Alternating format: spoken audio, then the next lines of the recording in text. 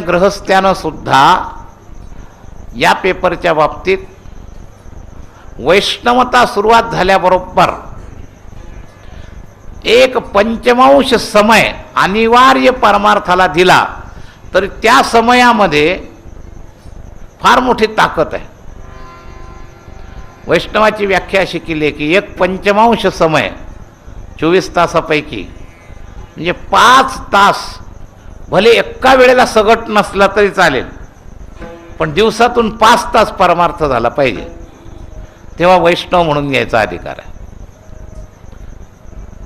मग आता तुम्हाला पोटापुरताला तिकडच्या बाबतीत किती परवानगी दिली विचार करा. 19 तासाची परवानगी दिली. प्रापंचिक पोट तुमचं मोठं आहे गृहीत धरून बरं का.